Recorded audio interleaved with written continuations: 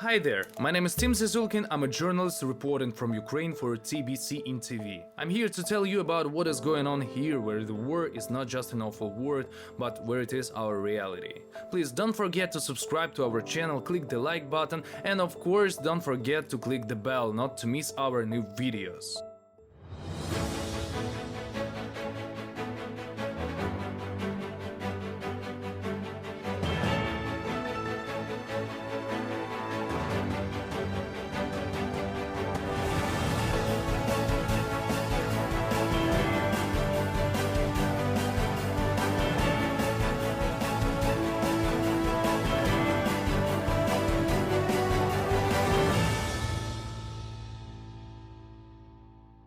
November began for us as new blackmailing by Russians because the attacks on their fleet in the occupied Crimea.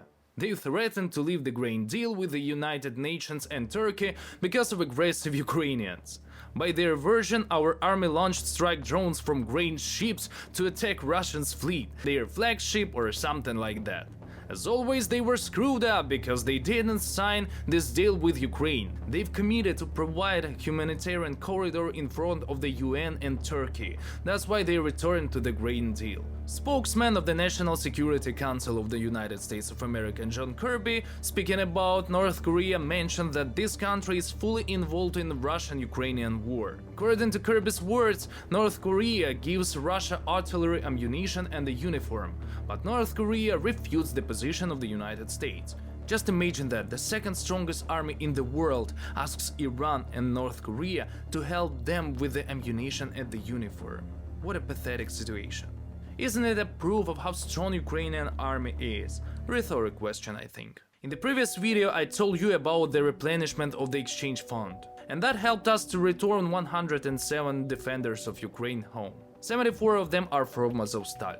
Of course it is great, but we have to remember that there are a lot of our brave defenders who are still prisoners of war.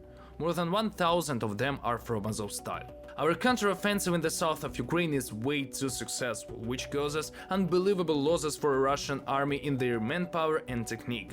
As always, Russian army and government, understanding the irreversibility of the situation, decided to leave Kherson, the symbol of Russian propaganda, for the last 9 months.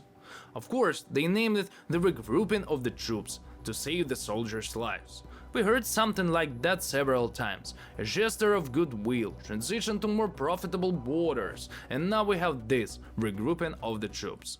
It was preceded by mysterious death of local madman, deputy of the Kherson Occupational Administration, Kirill Stremousov. Some rumors say that he was killed by Russian FSS because he was telling that Russians will never leave Kherson. That did not fit the Kremlin's plan, and they just destroyed Kirill and named it a car accident. The USA announced $400 million military aid for Ukraine, which will include air defense systems.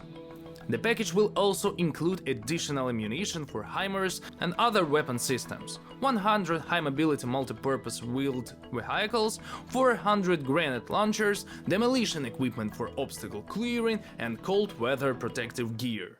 Unfortunately, the hardest situation on the front line is in Donbass. I have a few friends who are fighting our enemies on this part of the front line, and they're telling that Russians are pressing them. We have to keep in mind that our enemies are provided with artillery and ammunition. Even if they already lost this war, we still have colossal damage to our infrastructure, the lives of the soldiers and civil people.